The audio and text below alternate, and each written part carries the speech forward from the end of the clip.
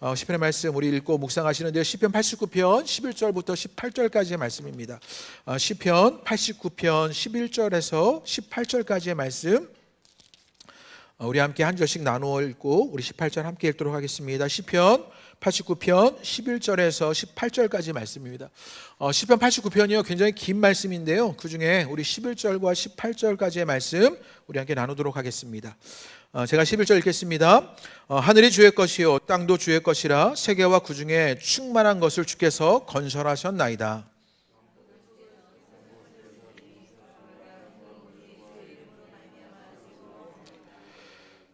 주의 팔에 능력이 있사오며 주의 손은 강하고 주의 오른손은 높이 들리우시었나이다.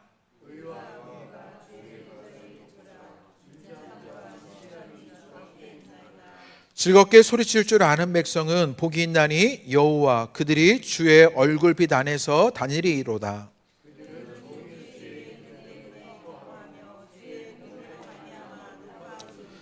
주는 그들의 힘이 영광이심이라 우리의 뿔이 주의 은총으로 높아지우리니.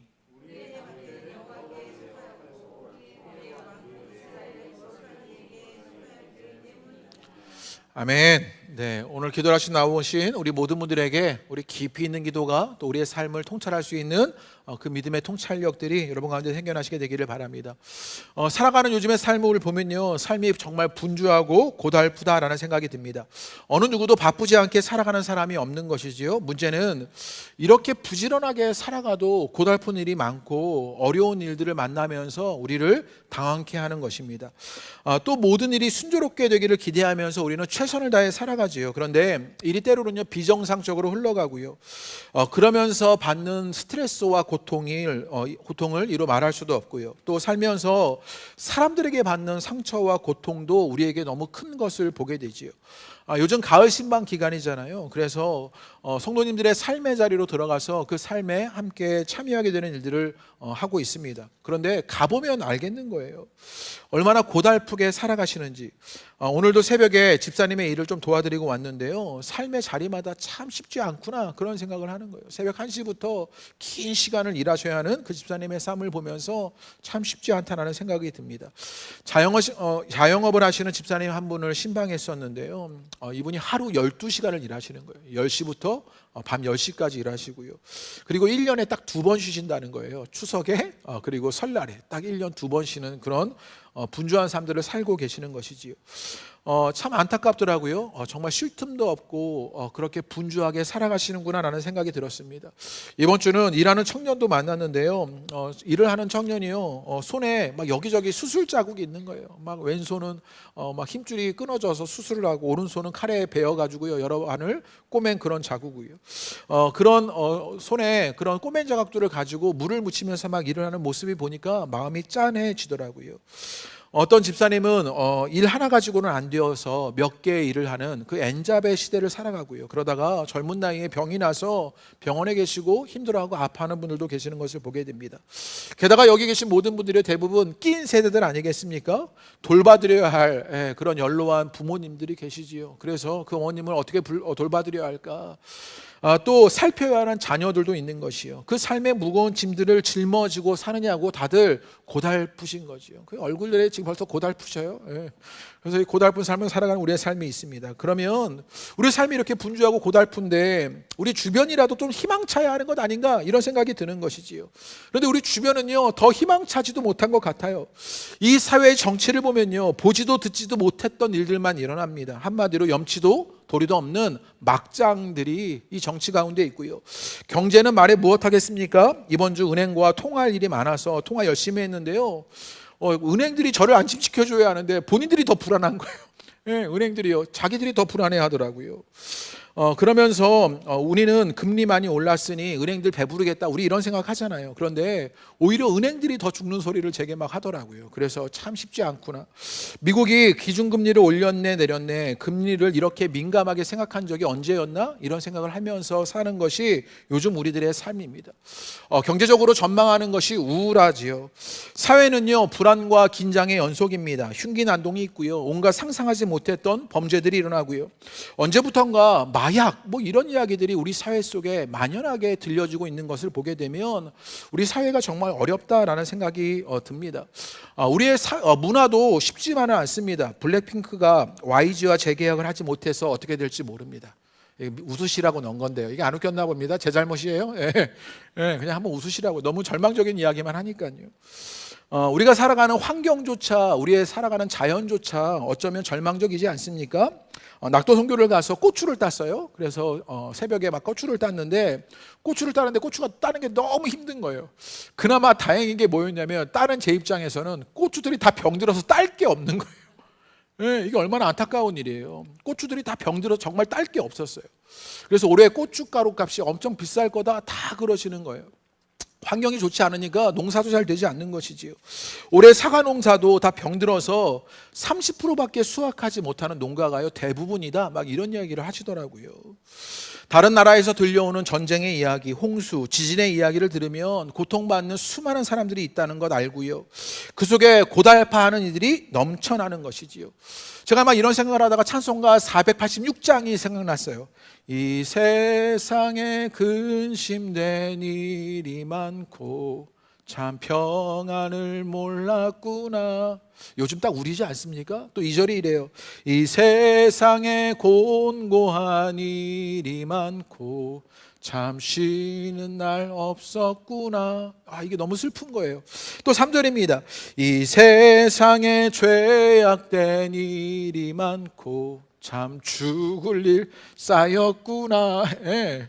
뒤에까지 쭉 불러야 은혜가 되는데요. 이 앞에만 보면 이 세상에 금신된 일, 이 세상에 공고한 일, 이 세상에 죄악된 일들 넘쳐난다라는 생각을 할 수밖에 없는 것이요. 그래서 우리 가운데 평안이 없습니다. 안식이 없습니다. 죽을 일만 쌓여지는 삶의 일들을 만나는 것이에요. 우리가 사는 세상을 보면 희망보다는 절망의 조짐이 더 많아 보입니다. 그래서 마음이 평안하고 기쁘고 감사하기보다는요, 우리 모두가 조급함을 가지고 살아가고요, 불안과 긴장에 연속되는 하루하루를 살아가는 것을 보게 되는 것이요. 그럴 때 우리는 오늘 시편의 말씀을 함께 묵상하게 됩니다. 여러분, 우리가 시편을요 한번 큰 틀에서 생각해 볼 필요가 있는데요, 시편은요 우리가 너무나 잘 알듯이 신구약을 통틀어서 가장 큰 분량을 가지고 있는 성경입니다. 전체가 150편이에요. 그러다가 시편을 계속 읽어보면요, 우리가 시편 89편까지 계속 말씀을 나누고 있지만 시편을 읽다가 보면 내용이 비슷한 것이 그렇게 되게 많구나라는 생각이 들면서 시편의 말씀이 조금 지루하게 느껴질 수도 있습니다. 그런데 시편의 영적인 깊이를 알면 우리가 시편을 좀 다르게 볼 수가 있어요. 시편은 어찌 보면요, 영적으로 신앙적으로 가장 깊은 책 중에 하나입니다. 또 신앙뿐만 아니라 인간의 삶에 대한 통찰도 아주 놀라울 정도로 깊이 있게 다루고 있는 것이 시편이지요. 신앙적으로도 우리의 삶에 대해서도 통찰력 있게 바라보는 것이 시편의 말씀이에요. 그러면 그런 시편의 말씀이 지금 우리가 살아가는 세상, 이 땅을 어떻게 바라보느냐, 이것 보아야 하는데요, 오늘 시편도 우리가 앞에 말했던 이 고달픈 삶의 그 절망의 조짐들을요 표현합니다. 우리 세번역 성경으로 9절과 10절 말씀 한번 읽어보지요. 우리 한번 읽겠습니다. 시작. 주님은 소용돌이 치는 바다를 다스리시며 뛰노는 파도도 진정시키십니다. 주님은 라합을 격파하시며 죽이시고 주님의 원수들을 주님의 강한 팔로 흩으셨습니다. 주님이 이기시는 것들이 있는데, 그런데 그 앞에 있는 그 세상의 현상들을 말하면서 시인이 뭐라고 말하냐면 소용돌이 치는 바다 이렇게 말했어요. 또 뭐라고 말했냐면 뛰노는 파도 이렇게 말하고 있지요. 우리가 앞에 우리의 고달픈 삶에 절망적인 조짐이 더 큰데, 시는요 실은 그런 세상 우리 가운데 있어요. 소용돌이 치는 파도가 있고요, 뛰노는 파도 같은 일들이 우리 가운데 있는 것이요. 우리의 인생을 큰 바다에서 항해하는 것이라고 생각하면 그 망망대해 속에서 우리의 인생에 겪는 것이 무엇이냐? 소용돌이 치는 바다가 있다고요, 뛰노는 파도 한복판에 우리가 있다라고 말하는 것이지요. 우리는요 삶을요 어떻게 이해하냐면, 또 우리가 희망빛으로 기대하는 것이 무엇이냐면, 살면서 해변에 바다 모래사냥을 거닐듯이 그 평화로운 일상이 계속될 것 같지만, 실은 우리의 삶은요 소용돌이 치는 바다, 뛰노는 파도가요 예기치 않는 그 풍랑이 일어나는 게 우리의 삶인 것을 보게 되는 것이요. 그렇게 소용돌이 치고 파도가 밀려와 우리의 몸을 가누기도 힘들고요, 배를 몰고 갈 수도 없습니다. 그 상황에 그래서요, 우리는요 망연자실하고 손을 놓을 수밖에 없는 일들을 만나게 되는 것이요. 또 시인이 우리의 형편의 한 면을 소용돌이 치는 바다, 뛰노는 파도라고 한 것은 참으로 그 바다가 광대한 것처럼 우리가요 스스로 통제할 수 없는 그 상황을 만났다, 이런 이야기를 하는 것입니다. 통제할 수 없는 그 삶을 만나니 그 광대한 바다 속에서 우리는 우리의 삶에 불확실한 일들 투성이다라고 이야기하는 게 오늘 시편이 바라보는 세상의 통찰이라고요.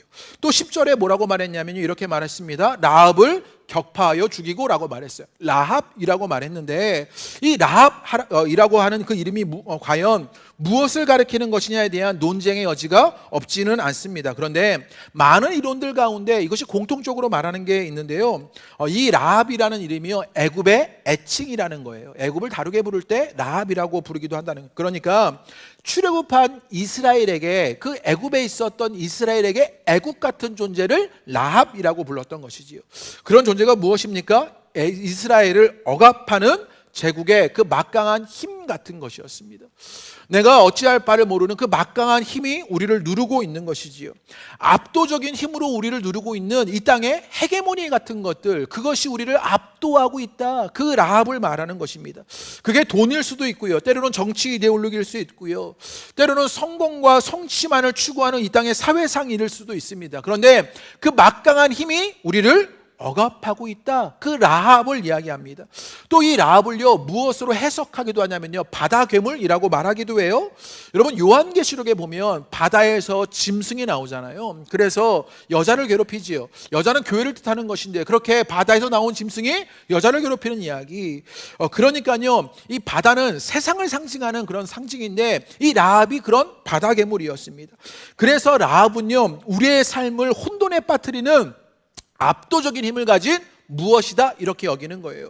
그것이 가난일 수도 있고요, 질병일 수도 있고요, 실패나 고독, 예상하지 못했던 사건, 사고일 수도 있습니다. 때로 이것들이요 예상하지 못했는데 갑작스럽게 지진처럼 화산처럼 우리의 삶을 그렇게 덮칠 때 우리의 삶은 그 안에서 초라할 수밖에 없는 한계들을 만나게 되는 게 우리의 모습이라고요. 그래서 시인은요 우리의 삶을 통찰하여 보면서 이 땅의 일들을 뭐라고 말했냐면 소용돌이 치는 바다다, 뛰노는 파도다, 그리고 라합이라고 이야기하면서 그 압도적인 힘 속에 우리는 초라해지고 절망적인 조짐만 있다라고 생각하게 되는 것입니다. 그런데 시는요 이런 경험 속에서 이 경험만 보고 있는 것이 아니라 다른 것을 보고 있는 것을 보게 됩니다. 이게 신앙을 가진 우리들의 눈이 되어야 하는데요, 우리 11절에서부터 13절의 말씀 한번 읽어보지요. 그런 뛰노는 바다, 파도, 소용돌이 치는 바다, 그런 라합 같은 압도적인 힘들 속에서 우리가 초라해질 수밖에 없는데 시인이 다른 것을 봐요. 우리 11절에서 13절의 말씀 다 같이 한번 읽어보겠습니다. 시작. 하늘이 주의 것이요 땅도 주의 것이라. 세계와 그 중에 충만한 것을 주께서 건설하셨나이다. 남북을 주께서 창조하셨으니 다볼과 헤르몬이 주의 이름으로 말미암아 즐거워하나이다. 주의 팔에 능력이 있사오며 주의 손은 강하고 주의 오른손은 높이 들리우셨나이다. 아멘. 이게 아멘 해야 할 말씀 아닙니까? 11절이 너무 은혜로운데요, 하늘도 주의 것이고 땅도 주의 것이고 그 중에 모든 것 주님께서 건설하셨다, 이렇게 말합니다. 그 모든 것 뭐라고요? 하나님이 창조하신 것이다 라고 말합니다. 하나님이 창조하신 것이니까 그 모든 것들 하나님 창조하셨으니까 하나님의 주권 아래 있다 라는 사실을 시인이 고백하고 있는 것이에요.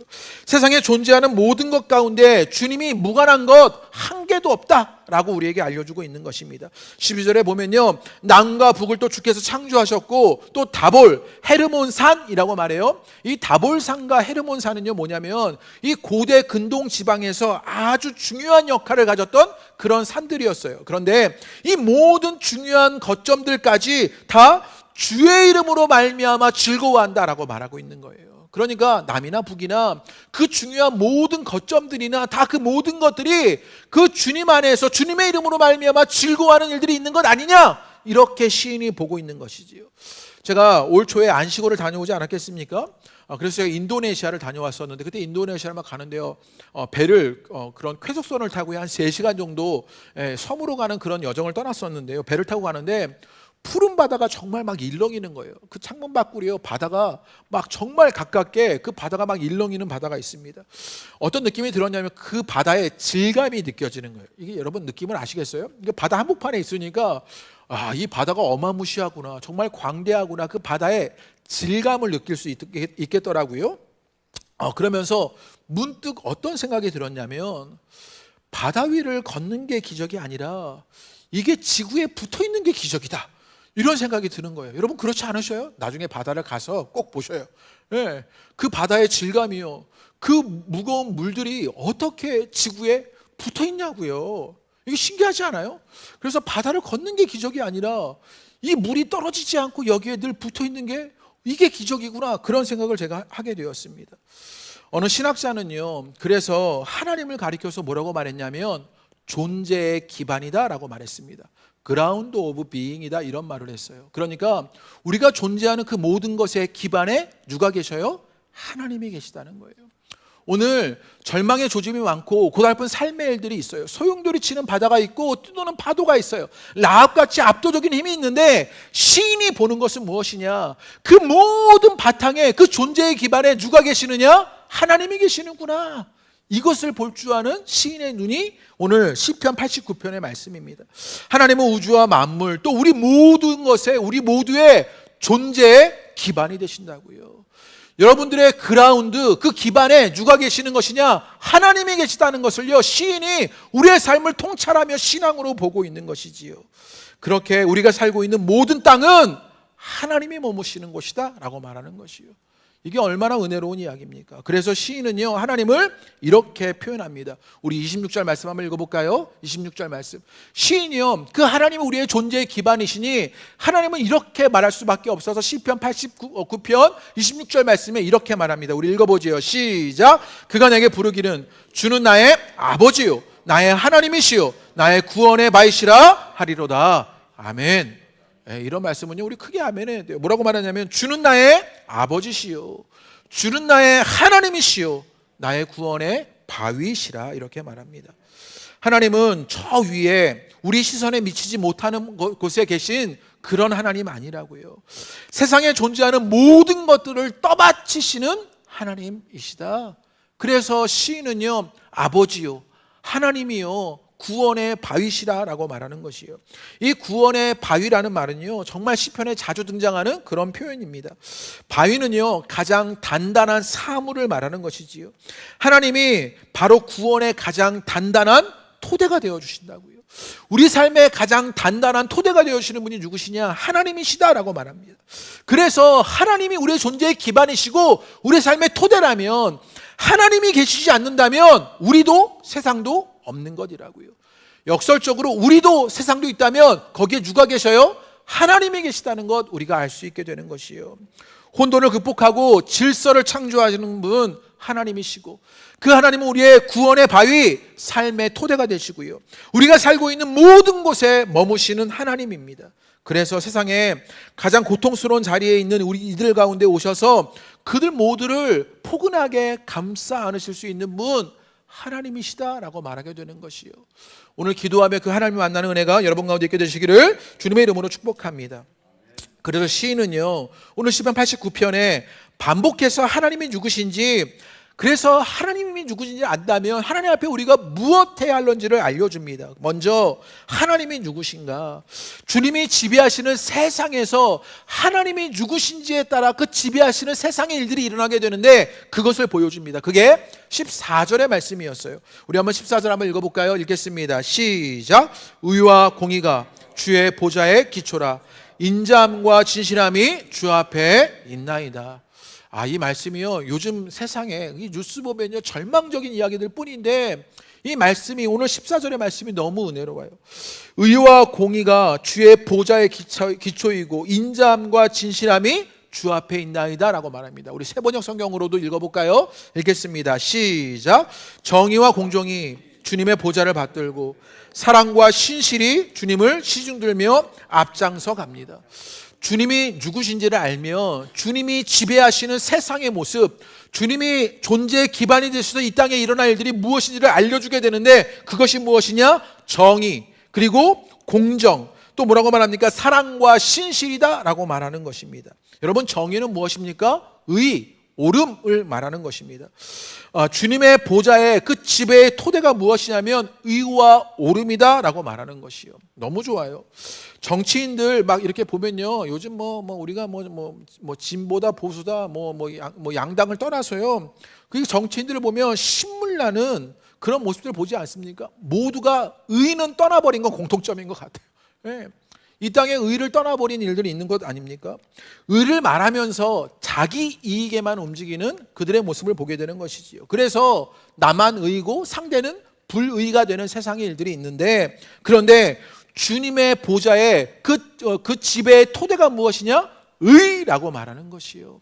주님은 그 옳은 일들, 그 의로운 일들을 행하시는 분이시다라는 사실을 우리에게 알려줍니다. 또 뭐라고 말하냐면 공정이라고 말합니다. 이 공정이라는 말은 사적인 이해관계나 편견에 따라 사람을 대하지 않는 것, 그것을 공정하다라고 말하는 것이지요. 한국 사람을 이해하기 위해서는요, 기분이란 말을 알아야 한다, 이런 얘기를 하더라고요. 재밌지 않아요? 한국 사람을 이해하려면 기분, 우린 다 기분파잖아요. 그래서 이게 뭐냐면요, 아빠가 딱 막 술이 거하게 취하고 들어와가지고요, 딱 아들한테 용돈 주면서 얘 딱 기분이다 이러면서 막 돈을 주는 거예요. 그 기분이다라고 말하는 것이지요. 그 말이 무슨 말이냐면 합리적인 이해와 판단보다는 기분이 우리의 행동을 좌우할 때가 많아요. 그런데 하나님은요, 기분대로 하시는 하나님 아니시고 공정한 하나님이시라고요. 이게 우리 모두를 평화하고 안식하게 합니다. 공적인 일을 수행하는 이들이 기분에 휘말려서는 되지 않는데, 그 주님의 지배의 토대가 무엇이었냐? 공정이라는 것이지요. 이 세계의 지배 원리가 그렇게 공정과 의로 하고 있는 것이다. 그것이 그 지배의 토대가 된다라고 이야기합니다. 그리고 이제는 주님이 이 땅을 지배하실 때 그 속에 일어나는 원리와 마음이 무엇이냐를 말하면서 사랑과 신실을 말합니다. 우리가 가지고 있는 개역개정판 성경에는요, 인자하심이라고 말했는데, 여러분, 세상을 지배하는 숨은 원리, 그 마음이 여러분 무엇이냐면 사랑이라고 말하는 것이요. 루터는요, 그래서 이 시편의 말씀을요, 뭐라고 번역했냐면 은혜라고 번역했어요. 24절을 은혜라고 번역했는데요, 시인이요, 지금 삶이 모든 일들이 잘 풀려서 야, 이 땅에 살아가는 게 주님의 은혜로 사랑으로 살아가는 거야, 이런 말 하고 있는 건 아닙니다. 아니면 우리의 삶을 조금 더 긍정적으로 보자, 이런 의도로 그렇게 사랑이란 말을 하고 있는 것도 아니에요. 지금요, 시인은 무엇을 알고 있느냐? 우리의 삶에 하나님이 은혜로 개입하신다. 그래서 우리의 삶에 있는 것이 무엇이냐? 그 개입하시는 하나님, 은혜의 하나님, 사랑으로 우리 삶에 개입하시는 그 하나님의 삶에 대한 경험이 있었어요. 그래서 이 땅 가운데 하나님이 지배하시는 그 마음과 토대, 원리는 무엇이냐? 사랑이었다라고 말하는 것이지요. 이런 경험 속에서 그래서 영혼은 더 거룩해지고 삶은 풍성해질 수밖에 없는 것이요. 우리가 은혜로 삶을 바라보지 못하는 이유가 무엇일까요? 왜 우리의 삶이 은혜가 아닐까, 은혜가 안 될까라고 느끼지 못하는 그 이유가 무엇이겠냐고요. 왜냐면요, 자기 기준으로 삶을 평가하기 때문입니다. 그래서 삶을요, 하나님의 은혜로 인식하지 못하는 일들이 우리 가운데 있어 하나님의 은혜가 없다고 여기는 그런 삶이 있지요. 가령 우리가 어떻게 살아가냐면요, 우리는 행복을요 정형화시켜요. 무슨 말이냐면 우리가 행복한 건요, 아파트 몇 평, 적어도 우리가 고양시 정도 되면요 40평 이상은 살아야 하는데, 우울하고 계신, 살아야 되는데요, 그런 거죠. 차도 이 정도 차는 돼야죠. 그렇게 오래된 차, 가성비 따지는 그런 차들 말고요.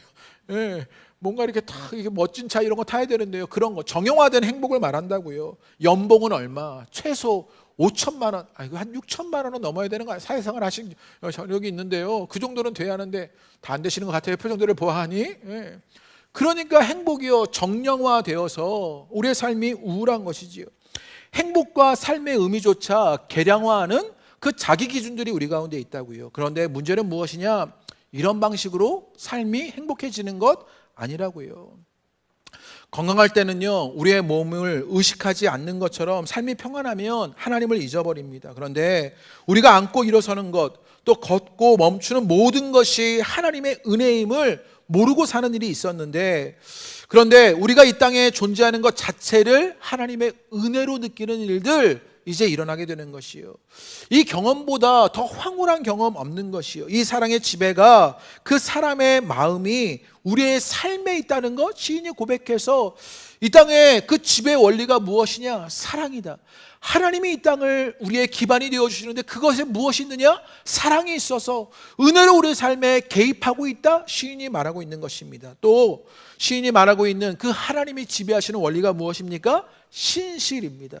우리가 잘 알듯이 신실하시다는 말은요, 성실하시다, 하나님이 충실하시다, 신의가 있다 이런 말이에요. 그런데 이걸 제 표현으로 하면 무슨 말이냐? 하나님이요 의리가 있으시다고요. 저는 이거 너무 좋아요. 의리요. 요즘에 의리가 없잖아요, 우리가요. 그런데 하나님은요 의리가 있으신 하나님입니다. 하나님 변덕스러운 분 아니라고요. 하나님의 중요한 속성 가운데 하나가 이 신실함입니다. 우리는요 수도 없이 변덕스러워요. 우리가 왜 의리를 못 지키는지 압니까? 왜 우리가 한 말을 지키지 못하냐면, 그럴 수밖에 없는 이유가 무엇이냐면, 약속을 하고 약속을 끝까지 지킬 수 없는 일들이 우리가 그것을 지킬 만한 힘과 의지가 부족하기 때문이라고요. 우리 그것 약속하지만 지킬 수 없는 한계를 만나는 게 우리들이에요. 그래서 우리는 약속을 깨기 너무 쉬운 신실하지 못한 존재가 우리들이지요. 그런데 하나님은요 신실하시다고요. 의리의 하나님이시요, 정의를 말했고요, 공정을 말했고요, 사랑을 말하셨는데 그 하나님은요 그것을 신실하게 지켜가시는 하나님이시다. 의리의 하나님이시라고요. 그 약속과 그 토대와 그 마음을 지켜가시는 분 하나님이시다라고 시인이 이야기하는 것입니다. 삶의 터전이 흔들린 것 같은 현실을 만나는 그 절망적 조짐이 우리 삶에 있습니다. 그럴 때 우리가 바라보고 우리가 의지해야 하고, 그 힘겨운 시간에 우리가 믿을 것은 누구시냐? 우리의 손을 붙잡고 계시는 그 사랑과 그 의리의 하나님, 정의와 공정의 하나님이시다. 그 하나님을 알아야 한다라고 말합니다. 시편 89편을 나중에 집에 가서 읽어보시면요, 주의 인자하심, 성실하심, 이렇게 개역개정판은 번역했는데요, 주의 인자하심, 성실하심 총 몇 번을 반복했냐면 7번을 반복해요. 우리가 잘 알듯이 성경에서 7이라는 숫자는 완전수예요. 그래서 시인이 이 시편의 시 가운데 7번을 주의 인자하심과 성실하심을 반복해서 말하고 싶었던 것이 무엇이냐면, 그 주님의 완전하심, 그 주님의 인자하심과 성실하심이 완전하게 영원히 우리의 안에 있다라는 사실을 보여주고 싶어서요. 여러분, 그 주님의 인자와 성실이 확고부동하다, 이것을 알려주고 싶은 것이지요. 이것을 믿고 살아가시는 여러분 되시기를 주님의 이름으로 축복합니다. 그래서 시인은요 4절에 이렇게 말합니다. 우리 4절 한번 읽어볼까요? 읽겠습니다. 시작. 영원히 경고히 하며 내 왕위를 대대에 세우리라 하셨나이다. 영원히 경고히 서며 라고 말했어요. 여러분, 우리가 나라나 성과 도시 이런 것들을 세우듯이 주의 인자하심과 성실하심은요 경고히하게 세워진 것이다, 이렇게 말한다고요. 주님은요 그것을 어떻게 하죠? 경고히 세워가시는 일들을 하고 계시다고요. 그래서 우리의 삶에, 우리의 이 땅 가운데 영원히 세워지는 그 주님의 우리의 존재의 기반이 되시는 그 일들이 견고하게 영원히 세워져 있다라고 시인이 말하게 되는 것이에요. 비가 오고 바람이 불고 폭풍이 몰아치고 해일이 일어도 주님의 인자하심과 성실하심은 견고하게 서 있다라고 우리에게 알려줍니다. 따라서 이 땅에 우주의 그 모든 것들, 그 어떤 부분을 보아도 은혜 아닌 것이 없고 주님의 성실하심이 아닌 것이 없는 것을 알게 되는 것이에요. 우리가 그 기반 위에 서 있다라고 말하는 것이에요. 세상에 여전히 비참과 눈물이 있겠지만 우리가 낙심하지 않는 이유, 바로 이것 때문입니다. 세상을 지탱하는 하나님이 계셔서라고요. 고달픈 삶을 살아가셨습니까? 어려운 일들을 만나셨습니까? 때로는 어찌할 바를 몰라서 답이 무엇일까 고민하고 계십니까? 이 세상을 지탱하는 하나님의 존재가 있어 우리는 낙심하지 않습니다. 정의와 공정으로, 사랑과 의리로 우리의 존재의 기반이 되시는 하나님이 계시는구나, 이것을 확인하는 것입니다. 그래서 존재의 기반이 되시는 하나님을 알자 시인은요 이렇게 말합니다. 우리 15절 말씀 한번 읽어보죠. 우리 15절 마지막입니다. 우리 15절 한번 읽겠습니다. 시작. 즐겁게 소리칠 줄 아는 백성은 복이 있나니 여호와여 그들이 주의 얼굴빛 안에 다니리로다. 누가 즐겁게 소리칠 줄 아는 백성이 되겠느냐? 하나님이 통치하신다는 사실을 마음 깊이 신뢰하는 사람은 그 사람들 즐겁게 소리칠 수 있다라고 말하게 되는 것이요. 김희성 목사님이 책에서 이런 이야기를 하시더라고요. 요즘 만나는 사람들에게 삶에서 일어나는 사소한 일도 경축하고 살자고 이렇게 말한대요. 우리의 삶에 일어나는 그런 사소한 일들이 있잖아요. 그런 것도 우리가 좀 경축하면서 살자고요. 이 말이 되게 와닿았어요. 경축하는 것이요. 지난 한 주간 무엇을 경축하며 사셨습니까? 예. 우리의 삶에 일어나는 사소한 일들, 우리의 존재의 기반이 되시는 하나님을 알아. 그것 하나하나 경축하시는 일이 있었냐고요. 세상의 일에 시달리다 보니 우리는 기뻐할 줄 아는 능력을요 점점 잃어버리고만 있는 것 같아요. 삶을 경축할 줄 알아야 우리 가운데 기쁨의 능력이 회복되는 일들을 보게 되는 것이요. 오늘 이 밤에 주님을 경축하자 우리 가운데 그 기쁨의 능력이 회복되기를 기대해 봅니다. 어제 아침 기도회를 하는데요. 어제 오늘도 그랬는데요. 유독 이제 아침에 날씨가 굉장히 쌀쌀해졌잖아요. 처음으로 춥다라는 생각을 했어요. 그래서 아침 기도회에 이렇게 앉아서 있는데 크리미한 카페 라떼가 생각나는 거예요. 딱 정말 카페 라떼를 생각했어요. 야, 카페 라떼를 딱 한 잔 먹으면서 그래서 막 그 아침 기도에 들어오신 분에게 막 우리 권사님이 계시는데 우유 드신다 그래가지고 우유 완전 크리미한데 제가 그렇게 댓글 달면서요.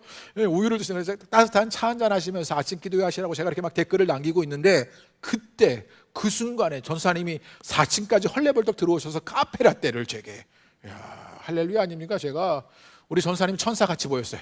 네. 천사 같이 보였어요. 천사는 아니에요. 그런데 예, 천사 같이 보여. 예.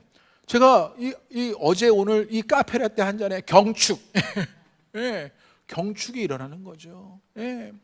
우리는 우리의 삶의 사소한 것들, 그래서 제가 하나님이 천사를 보내셨구나. 예, 전사님이 예, 그런 마음에 그 일들이요 경축하게 되는 거죠. 지금 시인이 하는 것이 바로 그것이었다고요. 예, 즐겁게 소리칠 줄 아는 백성. 하나님이 우리의 존재의 기반이 되시니 우리의 삶의 모든 것에 그 토대가 되어주시니 하나님이 없는 곳이 이 땅에 아무것도 없으니 그러니 우리가 그것을 경축하며 살아갈 수 있는 것 아니냐고요. 오늘 이는 바람에도요 나뭇잎 하나에도요 우리가 함께하는 이 자리에도요 뭔가 우리가 겪어가는 삶의 그 순간순간에도요 하나님을 경축하게 되는 것이요. 오늘 찬양으로 그 주님을 경축하는 은혜가 있게 되시기를 주님의 이름으로 축복합니다. 그래서 5절부터 8절 말씀에 보면요 시인이 하나님을 경축해요. 우리 한번 읽어볼까요? 그 마음으로 우리 한번 다 같이 시인이 경축했던 그 마음으로 우리도 한번 읽어보겠습니다. 시작. 여호와여 주의 기이한 일을 하늘이 찬양할 것이요 주의 성실도 거룩한 자들의 모임 가운데서 찬양하리이다. 무릇 구름 위에서 능히 여호와와 비교할 자 누구며 신들 중에서 여호와 같은 자 누구이리까? 하나님은 거룩한 자의 모음 가운데서 매우 무서워할 이시오며 둘러있는 모든 자 위에 더욱 두려워할 이신이이다. 여호와 만군의 하나님이여 주와 같이 능력 있는 이가 누구리이까? 여호와 주의 성실하심이 주를 돌렸나이다. 아멘. 네. 그렇게 우리가 그렇게 주님을 경축하는 은혜가 있게 되시기를 주님의 이름으로 축복합니다. 주의 이름을 크게 외치고 주의 의로우심을 기뻐할 때 우리 속에 기쁨과 감사가 깃들게 되는 것이요. 소용돌이 치는 바다, 뛰르는 파도, 압도적인 힘에 눌려서 고달픈 삶을 사는 듯하며 절망의 조짐만 크게 느껴졌는지 모릅니다. 그럴 때 우주의 만물의 우리의 존재 기반이 되시는 하나님을 기억하시게 되기를 주님의 이름으로 축복합니다. 그 하나님을 느끼고 그 하나님을 인정하고 믿게 되시기를 바랍니다. 그리고 우리는 그 하나님을 알게 되자 이제 경축하는 것이지요. 정의와 공정의 하나님, 사랑과 의리의 하나님을 경축할 수밖에 없습니다. 우리가 경축하게 되자 우리 가운데 기쁨의 능력이 일어나 기쁨을 누리게 되는 일들이 일어나게 되는 것이요. 그래서 절망의 조짐을 살아가지 않고 희망을 살아갑니다. 그래서 우리는 그렇게 주님 하실 일들을 만나게 되는 것이요. 때로 우리의 삶에 우리는 패배하는 삶을 살런지 모릅니다. 그런데 우리가 기억할 것, 하나님은요 절대 패배하지 않으십니다. 그 하나님 우리의 존재 기반이 되신다는 것을 알며 주님께 우리의 삶을 맡겨드려 살아가시는 은혜가 우리 가운데 있게 되시기를 주님의 이름으로 축복합니다.